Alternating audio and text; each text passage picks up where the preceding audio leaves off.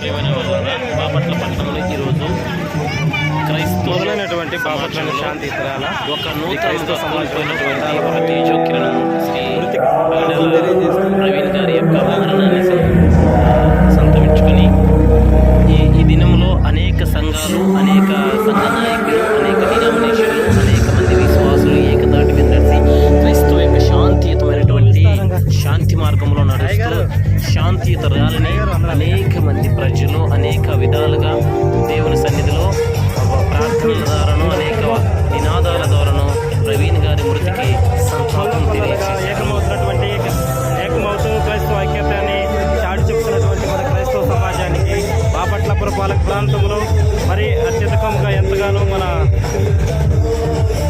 శాంతియుతరాలని తెలుపుతూ క్రైస్తవులు అందరూ కూడా ఆ యొక్క పగడాల ప్రవీణ్ గారి యొక్క మరణానికి శాంతియుతరాలు తెలుపుతున్నారు. అది యాక్సిడెంట్ అనేది హత్య అనేది కాదు, కానీ శాంతియుతరాలు అనేది క్రైస్తవులుగా మేము కూడా ఇలా ఉండమని జరుగుతుందని చెప్పేసి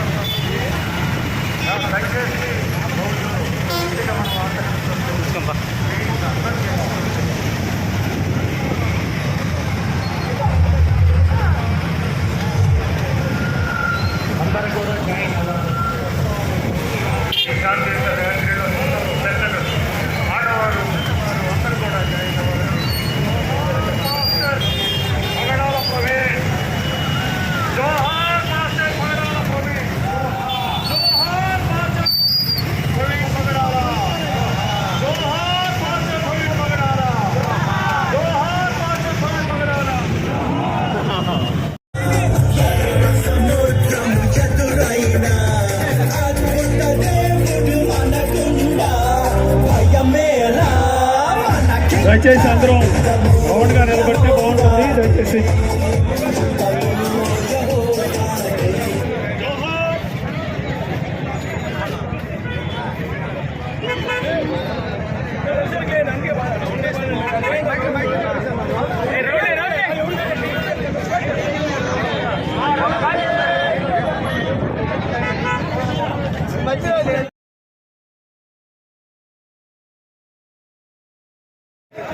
సంఘ కాపురగారైనటువంటి క్రీస్తు సువార్త బోధించేటువంటి ఒక సేవకుడు, ఎవరికి ఏ హాని చేయటువంటి ఒక సేవకుడు, తన పనులు చేసుకుంటూ సువార్త ప్రకటిస్తున్నటువంటి ఒక సేవకుడు అన్యాయంగా క్రమముగా దుర్మార్గంగా చంపివేశారు. పైగా వారి మీద ఎన్నో ఫేక్ వీడియోస్, ఎన్నో రకాలైనటువంటి అవమానకరమైన వీడియోస్, దారుణమైనటువంటి మరణాన్ని చేసినప్పటికీ కూడా కనీసం చావి దయచేయడం లేకుండా కూడా 24వ తారీఖు నడిస్తే ఈనాడు ఒక పోస్ట్ మార్టం రిపోర్ట్ రాలేదు. ఎన్నో రకాలైనటువంటి అపోహలు, న్యాయం జరగకపోగా ఎన్నో రకాలైన అపోహలు.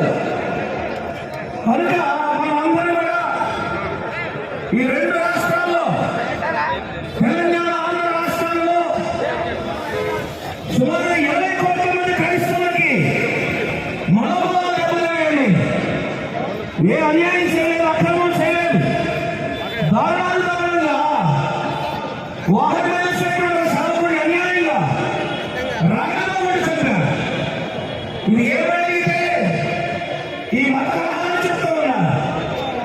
ఒక వీడియోలో చూసాం, అక్కడ పిచ్చోళ్ళం వచ్చిన మాకు తెలియదు, కానీ మేమే చెప్పామంటున్నారు ధైర్యంగా.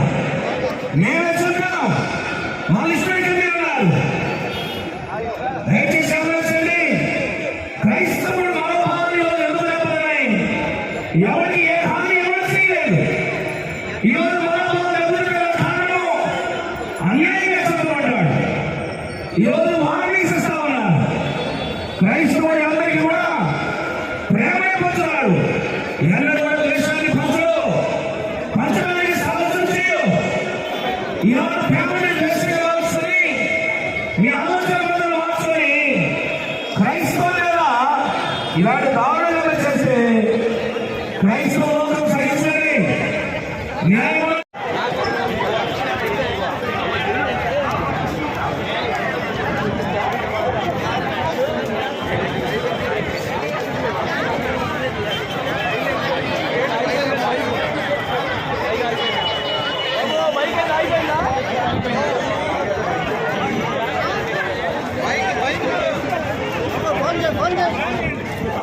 మీరు గమనించారో లేదో కానీ ఒక క్రిస్టియన్ సావు ఎంత అద్భుతంగా ఉంది.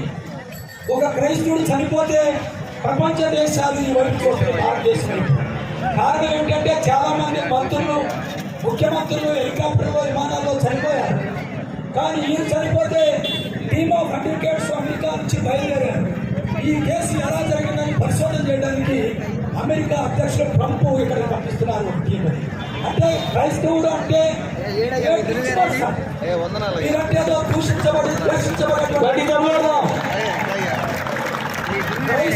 మనం చూస్తున్నాం. మేమందరం కూడా ఈ గరిక పువ్వుల నవ్వుల కోసం పర్వతాలు యుద్ధాలు చేస్తున్నటువంటి వారు మేము. కానీ ఈరోజు ప్రవీణ్ పగడా విషయం